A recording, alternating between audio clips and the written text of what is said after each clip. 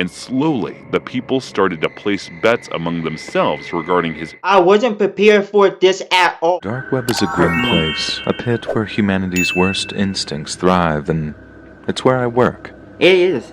What's known as a white hat. A kind of good guy hacker paid to tear down vile markets, map the trails that lead to the monsters hiding in the shadows, and shine a sort of light into that darkness. Yeah. Most days, I sit in front of my screens, the glow of my monitors, the only light in my small Bro, glowing the monitor, sitting alone, being desperate. You go out and look at the sun. Hey, exposing secret, it mess up. You need to understand where your mindset going at. Understand that you might get caught if you keep on doing the mess. No one else. Okay. A routine sweep led to a marketplace buried deep in the web's underbelly. It advertised human lives as commodities, young inscriptions. I'd seen it before, but this one was very slow, and grueling and frustrating work, the dark web for? and chillingly precise descriptions of their usefulness. Each profile was a silent scream, a plea buried in ones and zeros, and I started extracting the data, piecing together patterns and names and connections, and as always, I logged everything meticulously, building a dossier that might help the authorities when I was done dismantling the site. Wait, now it actually makes sense. You're not just a hacker, you're a hacker to send messages and help the Pope, right? Or are you just doing that just because you don't want people to know what you're doing under the cover? Then I found her, a girl from the Philippines, and she couldn't have been more than 12. The photo showed a child with wide, frightened eyes and a forced smile. Her profile was detailed in a way that made my stomach churn. Now, that profile did actually make me gag a little bit. Something about her entry stood out, though. An odd note in the metadata. A small breadcrumb someone had left didn't lead to a buyer. I ran her name through every database I had access to, cross-referencing missing persons reports, social media posts, and news articles. And the trail was faint, but it was there. She disappeared months ago.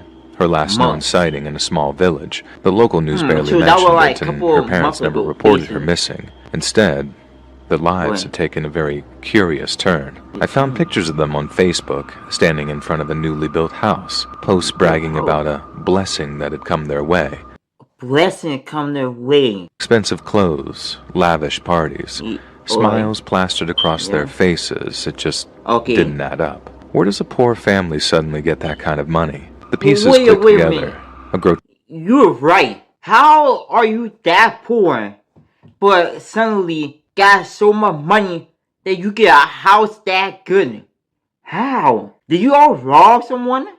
Did y'all murder someone? But did y'all just hearing something from y'all uncle, mom, or something, and they just get handed to you? Task puzzle I wish that I hadn't solved. They sold her. Their own... I wouldn't look at y'all the same. I'll be like, dang, did y'all really show y'all kids just to make a profit? How slow you gotta do that? If you really didn't want the kid, just don't have the kid in the first place. Bile rising up in my throat, ready to vomit. So many people don't understand. It wasn't just the marketplace. What it is to become it was the a betrayal, parent, the abandonment, once they already the cold have calculations that turned a child into currency. I've always kept my work professional, very detached, but this time I couldn't stop thinking about her. She wasn't just a name in a database anymore. She was a girl who had been discarded like trash, her life ripped apart by the people who were supposed to love her most. I dug deeper into her family. Bank records, private messages, anything I could find. Every transaction told a story, and the trail was very damning. The deposit that coincided with her disappearance, the gradual splurge on luxuries, they weren't just complicit. They were thriving off her suffering. Oh, so they were thriving off of her suffer, off of her sadness. They were driving to a point where they felt like everything they dreamed of was coming true and coming quickly. And they didn't care what was going on with her. The more I felt anger creeping in. My work had always been about dismantling systems, not judging individuals. See, this is the reason why hackers don't need to be hackers. But once the Her hacker image gets haunted too me. deep into That something, forced smile they and the feel like terror in her they can't eyes. stop. I just couldn't shake it no matter how hard I tried. But they I've been can't. compiling evidence for weeks, building a case that would hold up under scrutiny. And the It authorities looked would like take you it from working there. for That's how it always worked. It looked like you working for But them. with each passing day, the thought of our family living in comfort while she suffered gnawed at me. They bought their happiness with her life. It was just monstrous. One night, as I sifted through the last of the data, I made a decision. I wouldn't just hand over the evidence and walk away. I would make them feel the weight of what they'd done. They couldn't be allowed to forget. So he gonna make the mom and dad feel the pain that he felt as more than what he felt, because what he's trying to say, no loving parent would do this to a kid and then drive on their kid and allow their kid to get suffer from the pain. I'll never know if they opened it. But I imagined the guilt festering inside them like a rot. They were too busy. It wasn't justice, but it was something. I'm feeling rich. The marketplace was gone within days, wiped clean from the dark web. My work there was done, and the authorities had the evidence they needed to start tracking that network. But her face has stayed with me, a ghost that I couldn't exorcise. I like to think that she's still alive somewhere, that the system I helped dismantle gave her. Yeah, you did the right thing. I'm glad you help out. But I don't know if you help out enough. Right? She probably already suffered so much that I don't know if she's alive. I don't know if she's stable. I don't even know if she even healthy enough. I don't even think the parent care. A chance at freedom. But I know better. The dark web doesn't just let go of its victims easily. It don't. Still, dark web. This story is about the time when I was how a stuntman become a part of the dark web. Let's see how a stuntman become part of the dark web. As a teenager. You in your room trying to make like some content on YouTube, Twitch or something, or you are posting on Instagram to get more followers, get some money. But you're just a normal kid who just love playing video games, eating, and watching TV. When I came across a website, there were lots of weird and interesting contents. There were also rooms created in which content creators were live, performing all kinds of activities. No! They set a target amount and then announced the activity. The audience had to send some amount in order to reach the target. Surprisingly, there were many people watching them and sending them money. One thing is, why is he on the live nudity? In the live corn? When you're on a live corn, now it's telling me you're taking it even worse.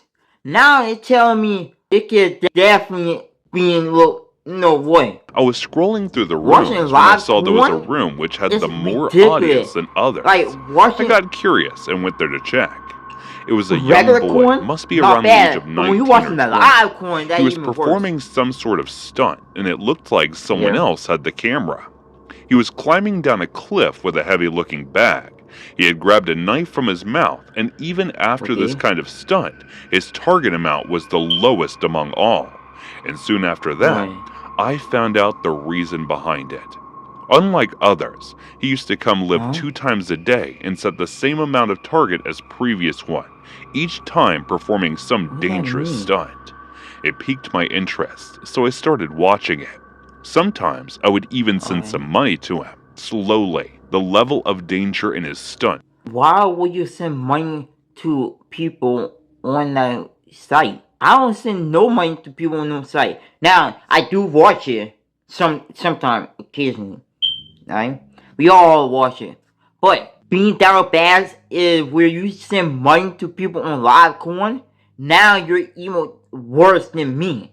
And slowly, the people started to place bets among themselves regarding his injuries. Definitely not live corn. When you watch live corn, they do weirdness, but not self-harm. This dude is literally doing dark web live harm. I gotta say, it definitely should be right there on the dark web live harm. It's not live For corn. example, If someone bets that he would smack his face and places a large amount of money, and someone else puts money with an even larger sum saying that he would punch himself in the stomach, and he punches himself in the stomach, then the person who placed the bet sends him the money, and therefore he used to meet his target even quicker. The boy always does what the highest bet was placed upon.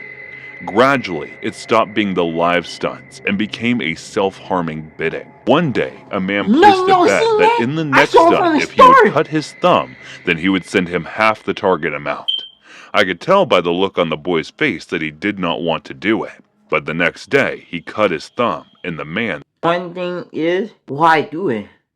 If you know that this is not what you need, why do it? You only do it for the money and the fame. Like, when people get to that point where fame is taking over and they finally get that money, they're like, hey, I can't stop now. Whatever was making me famous from the start, I gotta keep going because I can keep on making more and more money and get richer and richer. Sent him the money. At this point, it had stopped being interesting and started becoming creepy. I also stopped watching it frequently and only opened the site when I was extremely curious about what he must be doing. Every time, the same man used to bet over his body part, and after completion, he sent the target amount. But it went even further when one day he placed a bet that if he locked himself in a box full of scorpions, he would multiply the amount from the target one according to the danger. The more life-threatening scorpions, the larger amount it would be. Next day, I opened the site to check if he would actually do it or not. He was in a room. It had a full setup containing various tools which looked like it was specifically designed for something like this. There was a box full of bark scorpions, the most dangerous breed of all. The boy was shivering from fear, but he still went in. It don't make any sense at all, y'all. He still doesn't.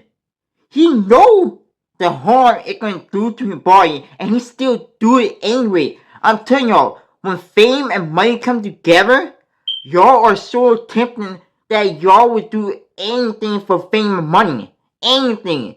And y'all really need to stop doing that. A man with a mask came and locked the blast, and one thing is, I gotta blame the people that kept on sending the money to him. Like, yes, it is his fault that he killed himself, but it's y'all fault for keeping on boosting up his stupid and pretendity mindset, and y'all kept on boosting up by sending more and more money. I started to focus on my studies, and the amount of time that I spent online kept dropping. The investigation went on, and the identity of the boy was revealed. His name was Austin Graham. He lived in San Benito in the state of California. His parents died when he was just an infant, and his grandmother raised him. When he reached the age of 13, his grandmother passed away as well. The responsibility went under his second uncle Robert and Aunt Rose because other relatives refused to take him in. When he was 18 years old, the lawyer revealed about his grandmother's will. She had named the entire life savings to her grandson. There was a condition in the will. If Austin were to die, her properties would go to charity. 6 months after the will, he started coming live with those stunts. The main suspect were both of his uncles, his aunts, and the only son of his first uncle Terry. The investigation kept going for 5 years, and finally, I found out through a friend that the police had found the evidences. The boy's second uncle was behind all of this. From the time he took Austin in, he used to beat him and rape him. He never let him make friends and trained him to perform dangerous stunts. Then, when Austin got his I thought it was Austin's fault, but the whole time their uncle, not his uncle on his dad's side. I think your uncle on mom's side, second one. He was the one who forced him to do the stunts. So that's why he was afraid to do it, but your uncle forces him. Grandmother's property instead of him. He got jealous that the grandma left him have all of it, basically, of the will, and they got nothing. But the cops say if he were to suddenly die, it go to charity, and they were still pissed about that too. So that's why they didn't what they did. Reason for doing that. Confessed that he hated Austin's father for being the favorite son. And when he died, they took Austin in, only to vent his anger and hatred. The reason he taught him all those stunts and showed it live was because he wanted to use him to earn money. He said when the bet was placed, he thought he could kill them without getting blamed for his death. After a long trial, in the Part world 3, where internet DARKWEB, is I was asking mystery. favors from the guys from the diner that we worked at. And then one of the guys told me that there was a place where I can find them all. But there's a place that I can get whatever I... What are you trying to find? And what are you trying to look for? What it started and however rare it might be, I could find it there. And then he told me that in order to get that, I could be using a Tor browser. I had no idea what it was. It was the first time. I was not sure that it would be safe, so I told one of the technical friends to help me out with it. And he told me to get another laptop if I don't want my information to a suspicious stranger. And then I found it. I used one of the laptops that I found on Craigslist for $60. And then I started trying to find it. But why buy off Craigslist? Hey, isn't Craigslist one of those scam things to not buy certain things on? Friend logged in. I need to stop pausing it. Cause y'all not getting the information y'all need. And I'm not getting the information I need. So let me explain it and see. And then my friend, he told me that it's better that we don't surf on here much. And he told me to take the call information and make rest of the deal through the phone. And we did. I was about to call him when my friend stopped and said, "Why do you want to hand out your contact information to a sketchy guy? They'll figure out everything from that. Just call from a payphone." And then we headed out to the payphone and started the conversation about the price negotiation. He was trying to act like he was tough to shake. I told him that $50 is the highest that I will go for it. And then after minutes of negotiation, we agreed on $60. I let him have the last call. I was willing to give him the $100, so I won anyways. It was the route very specific to Cambodia, and I was meant to get the route in 4 days because it was being shipped. And then he later gave me some information about the dropout and where I can pick it up. I had to take it from his cousin Tran in the States. I realized which train he was talking about. He lived in our town. When he gave me the address, I was... How you know what train he was talking about? And why are you still talking to this creepy man? Didn't your friend just say you should not be doing this? Surprised to see that. Tran was in the same class as me. 4 days later, I saw Tran was standing away from his home and onto Miss Park's driveway. He looked suspicious. I knew he was waiting for me, but he did not know what. When I approached Tran, he said, "What are you doing here?" We shook hands and then I said, "I'm waiting for someone. You better leave, could be dangerous." And I told him, "No, it's not. I'm the guy you're waiting for. You got the package." And he looked at me and said, "Damn, man, I did not know you played like that. What's in the box?" And I told him that it was the route for a class project. And then he said, "Shit, I totally forgot about that." And then I went on and put $60 out for him to take. And he looked at me and said, "It's 100, big man." And I told him that I had to deal with his cousin and $60. And then Tran said, "U.S. rules here, baby, not Cambodia. You have to give the cut." And I refused. And then he said, "All right, cool with me." So you need the rest of the 6, 7, 8, 9. Need 4 more dollars. They probably do something to him. And I'll keep it and get the grade up on the assignment. So cool, you can go. And that is when I reeled in and said, "Fine, take $100. Just give me the route." I wasn't going to go through all that and not get my grades better. He took the $100 and went back to his house. Next day, we met again in the school. It was time to submit our reports, and everybody was coming forward. And then Tran and me submitted together. I saw him submitting just the picture of the route with a write-up, and then I did. It was a step up in the game, as I was going back thinking of myself as some kind of winner. The teacher called me out and said, "Why? Where did you get this route from? You were supposed to paste a picture of it, not the real route. Do you know?" So he trying to make it a step further. He trying to get that extra credit. So that's why he actually bring our actual route, not the picture of it. You boy have a picture of a route and detailed information that you found about that route that you found and where it came from. That's all. Know how far away it is from its ecosystem? The teacher went on to lecture me for a whole hour, and the whole sniggering away over my try-hard attitude, and especially Tramp, who got to make $100 out of this. Everybody, let's read. In the weeks after the death, I feel sad and depressed if they died. A select few of these people and I became very close and did much to help one another to work through our grief. They don't even look like they're on your One age. member, a girl who said she was from Montana, probably did the most of all to help me move forward. She had lost her twin sister in a similar circumstance, just as I had my brother, and had a specific insight many others in the forum did not. It was not long until her and I were confessing our deepest secrets to each other, and it was very nearly as if I hadn't lost my twin at all. You may ask why I would tell a complete stranger all my deepest and darkest secrets. Why are you telling? I suppose the anonymity was the reason, even if the person knows or thinks they know all about you.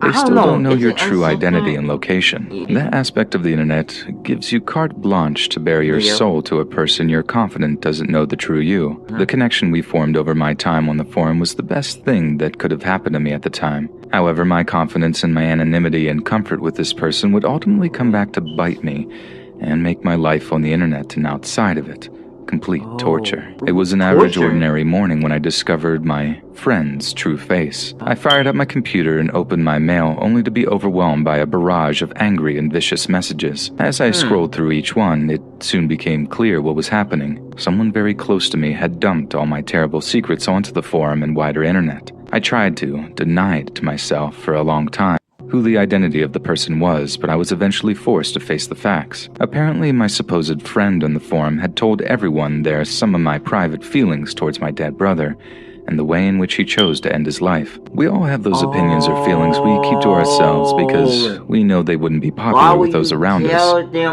I never said anything terrible or anything like that, but most of my words surrounded my anger toward my twin. I probably could have phrased some of them better, but that's the fatal flaw of the internet. Without context or hearing the person's tone of voice, things can get lost or misconstrued. He asked you went the dumbest route. You send your number to her, told her how your brother died, told her the secrets, and you didn't try to lie or sprinkle the untruth into it. You gave her exactly the truth, and now there's nothing you can do about it. You gave her the truth that you wanted to hear.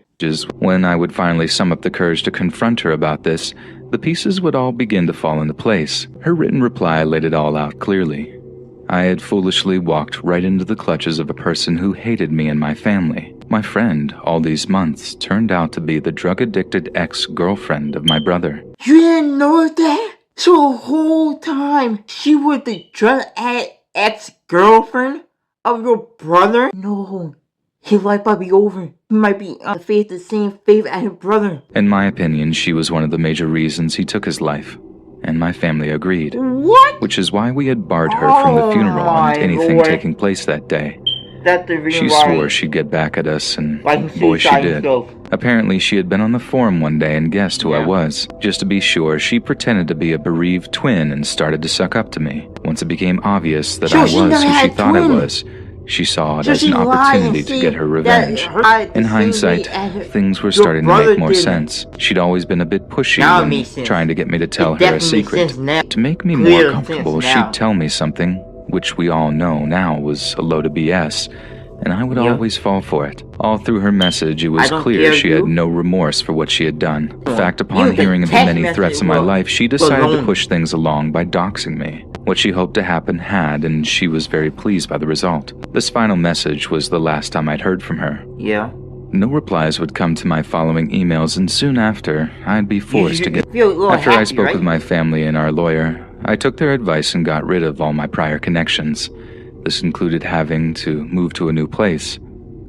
She had never did in the first place.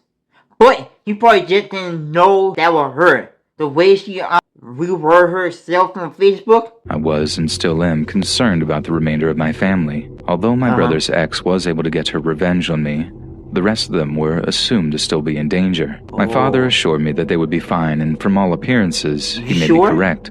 At least For now. I have stepped away from the internet for almost 9 months and am just now beginning to dip my foot back into the pool. Naturally, I will never return to the forum in which all these problems spawned. Even though I've not yet had any run-ins with anyone from there, I will never again expose myself to the level of being identified. Yeah, you should never expose yourself. Even the account from which the story has been sent is a one-time use throwaway. So if any of those coming across the story may have any questions, I'm sorry. None will be forthcoming anytime soon, and certainly not from this account. If there's anything you can take away from this mishap, perhaps it is a lesson of caution. Yeah. I and many others. What he said, a lesson of caution, and a lesson to be concerned to who you talk to on the internet. Others have discovered to our detriment how big of a sewer the internet can be. Like the sewer, there lurk many rats. On the internet, the rats are waiting and hiding to destroy others. Many have no reason. I've been hugely into online gaming for as long as I can remember. As many others might testify, beating your friends on split-screen Mario Kart was fun. But beating some faceless stranger on Age of Empires 2 has a legit rush.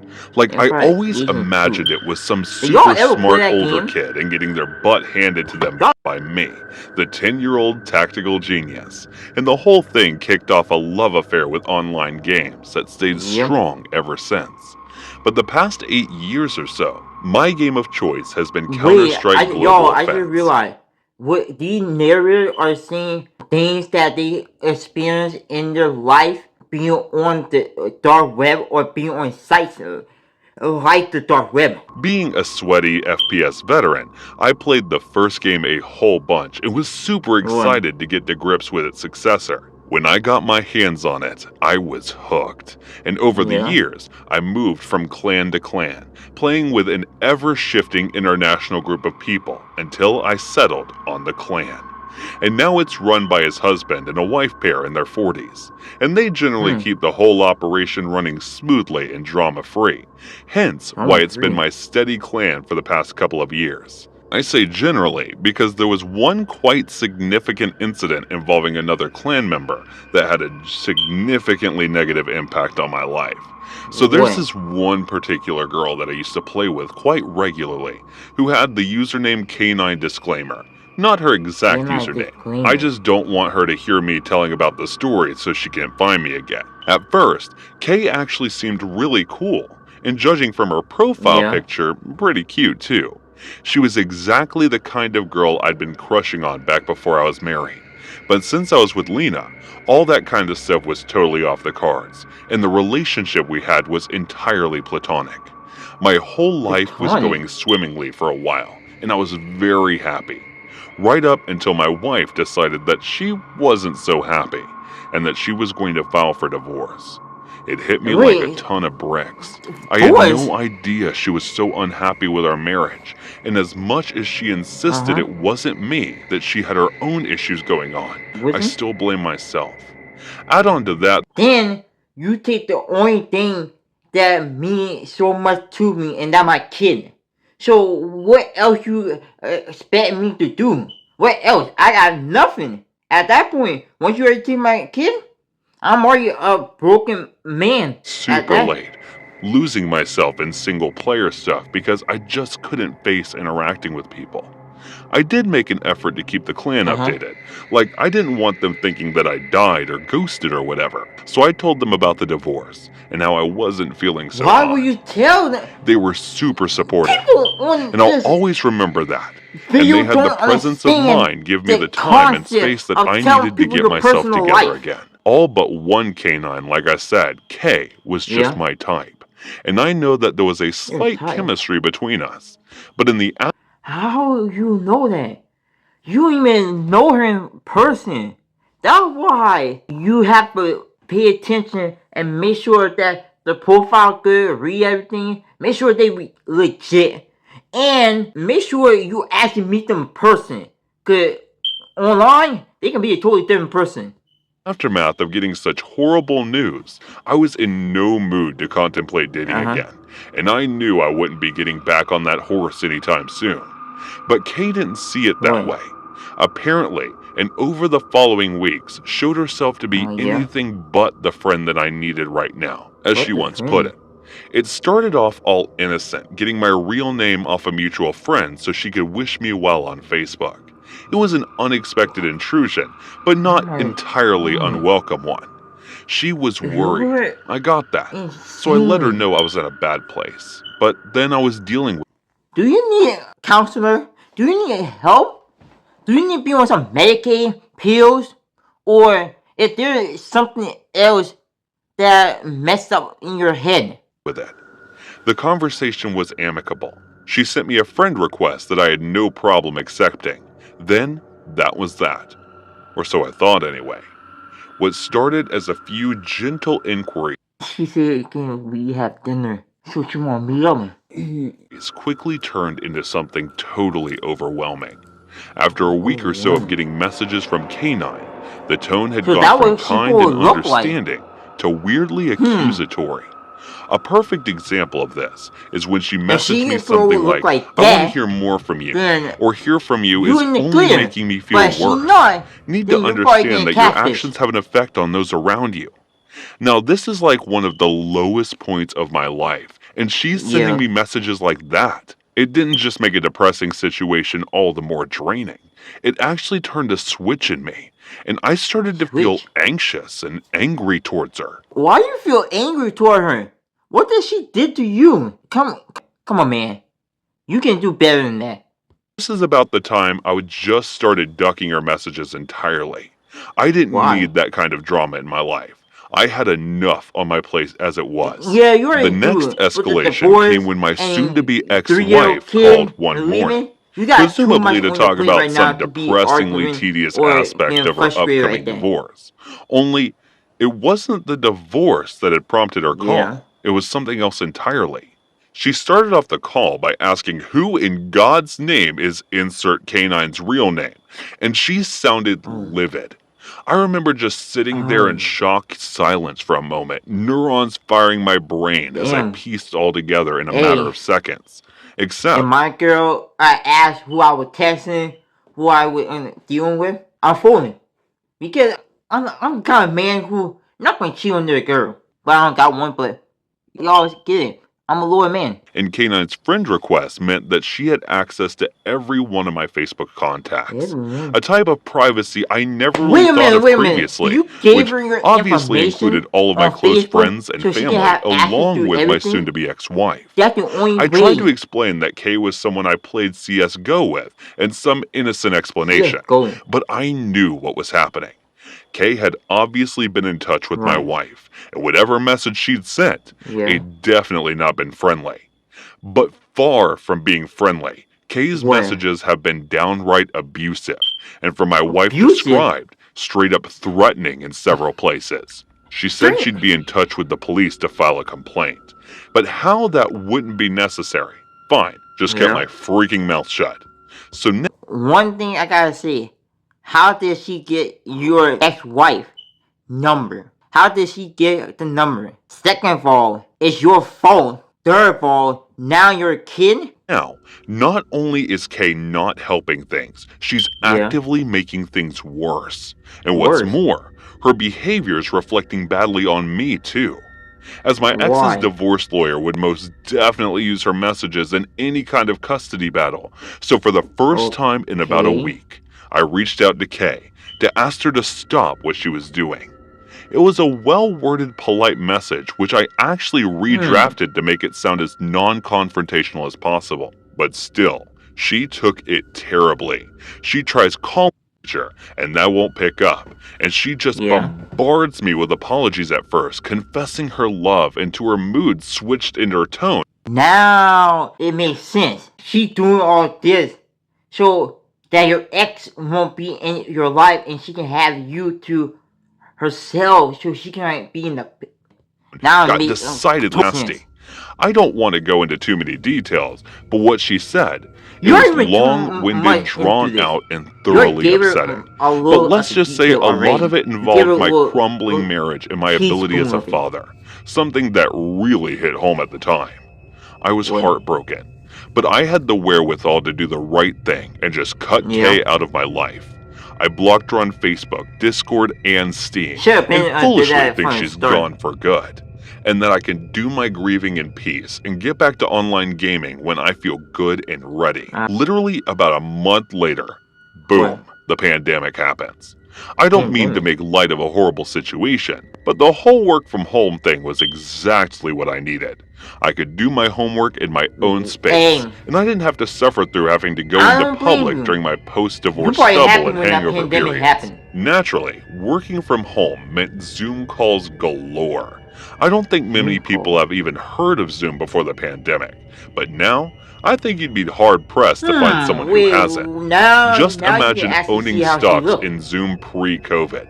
He'd be Scrooge McDuck-style rich right now. But anyway, one afternoon, I'm in a Zoom meeting with my head of department and a few of my coworkers. There's no real agenda. We're just kind of rambling about a new project we were working on, doing it more for the social contract than anything. You're doing more for the business, so you're on like work. It's a chill meeting, but I am psyched about the project. Upper management eyes won't be all over it when it's completed, and given it's my brainchild, my name is going to be all over it. When all's said and done, I can be in line for a shift of the company ladder, and you can only imagine what that prospect is doing for my self-esteem and confidence post-divorce. I'm drinking less and focused for the first time in months. You get the idea. So I'm not sure if you know how Zoom works, but unless the host sets a password, pretty much any Zoom user can jump into the call to either participate or, in some cases, disrupt. So basically, normally you should put like set a password where only the people. But this is late April, and the fan of moronic YouTube kids hacking Zoom calls hasn't quite taken off yet. So generally speaking, anyone who jumped into the call was a company employee. A little box pops up stating someone's name. They can then switch their camera on and participate as well. So right in the middle of the Zoom call, same old thing happens. A little box pops up, and what we think it's like Adam from another branch popping in to talk numbers or something. Right. Only, the name isn't anything we recognize. In fact, it's not even a name at all. It just has a series of letters and numbers that has a sound like hi, who just joined this new users and saying or doing anything. But we know they can hear us. I just assume we're waiting for them to load in or switch their webcam on or something. But we're left waiting in an uncomfortable silence for the longest time. And only when my head of department threatened to kick them from the card, they actually streamed the video. I didn't recognize who it was at first, but when I did, the sinking feeling of dread was indescribable. It was K9, only she didn't quite look how I remembered her. Instead of the cute bubbly features and shock of blonde hair, Kay looked like she lost a ton of weight. And the once glossy long hair it happened? Had looked thin and greasy. And boss says something like, "I'm sorry, may I ask who just joined?" He tried to remain polite, but you can see how shocked and creeped out he is by what he's seeing. I mean, Kay looked awful, almost like she was dying. I should have acted quicker. I know that I should have just manned up and told my boss to kick her, that she was going to cause trouble. But on some level, I still cared about Kay. And seeing her in such a bad way was as upsetting as it was morbidly curious and horrifying. "Where you been?" she asked, using my real name. There was no denying it now. I missed you so much. I haven't eaten. I haven't slept. I just need to know you're okay. That's why. She was waiting for a while for him to text back, call, whatever. "You know this girl?" one of my coworkers asked. But it was barely a question. It was more like an indictment. Like it was saying something must be wrong with me that I know a girl like that, and that somehow it was my fault. She was in such a state in the first place, I don't think I have long left, Kay. Then went on to say, following up with, "I just wanted to say goodbye, but I wanted to show you something before I go." She backs off from the camera a little. At this point, I know that I should have just hung up her screen, something, but we all just couldn't stop staring. And honestly, I felt like I was in some kind of dream. Raising up her arm, and we could all see that she had cut 4 letters into her arm. It's definitely a dream. The cuts looked like they were scabbing over, but still look. It's not real. There's a stunned silence for a moment before my boss says something along the lines of, "I think you should go check on your friend." Next thing you know, I'm kicked from the call. At this stage, Wow. she might have just messed up probably the most important meeting in a long time. But I'm honestly too angry, and in some ways, worried about her. I jump back into my Facebook account, only it's my turn to dig up as much information on her as I can. I spin the message over to a guy that happened to be tagging a lot of her photos, asking if he's seen or spoken to Kay in the past couple of days. And this is where things get really weird. What? Because I find out that this guy is actually her boyfriend. Yup, her actual long-term boyfriend of 2 years.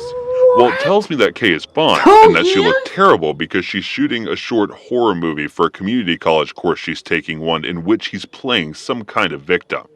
By that time, I'm just stunned at how manipulative Kay is capable of being. So all that was just like a horror film for like school, or you're acting and you got on the call. Look like you didn't eat enough, look like you're grieving, and then say you're waiting for the call. She is willing to take a shot at ruining my career because I won't give her any attention. And she's actually unavailable. I'm so angry that I just think screw it and tell her boyfriend about everything she's doing. He legit knew nothing of all the harassment and confessions of love. Actually thanks me and tells me he'll be confronting her about it soon as she's home from college. I still have her blocked, but I figure I can check in with her soon-to-be ex-boyfriend. So how the whole thing went down. Look at this. Next time I talk to the guy, he's in the hospital. Apparently what I told him caused an argument that ended their relationship. Only the next morning, as they're leaving for work, she drives over him in her car. He wrote up Pay's arrest, and a couple of days later, the boyfriend passes information onto the media that she had been taken to a psychiatric hospital after a complete and utter mental breakdown. I told the guy how sorry I was, wished him all the best, and honestly, that's the last time we spoke. An insane story, all true. All that trauma, all that fear and suffering and worry because of someone I never even flirted with, even befriended outside of the game, barely even knew what she looked like or even cared. I just enjoyed playing games. That made me realize how crazy and delusional some people in the world are. And some people in the world are delusional. Alright, once you get that person's attention outside playing video game or anything else, they expect you to love them, expect you to do more. And how someone online can completely destroy your life. Fortunately, I don't think my wife ever told her divorce lawyer about the messages Kay sent her. In the year after the fact, I get to see my daughter more often than some other divorced dads do, which is, thank God, a huge win for me. But despite all my efforts, I can't seem to quite get Kay out of my head. I'm slow to get back into the dating game, and it's honestly because I'm terrified that I'll meet another girl like her, because I might not survive another girl who's possessive, manipulative, or downright evil as K9 either physically or emotionally. Or mentally. Wrap it up for this one. If you find this helpful, hit that subscribe circle right in the top corner so you don't miss next week's drop. If you want to dive deeper into this topic, I put together a full playlist right here. Otherwise, you do things you love this special. Misunderstood. So misunderstood. My temper is bad, my mission is good. I never be labeled as good. I never be labeled as mentally stable.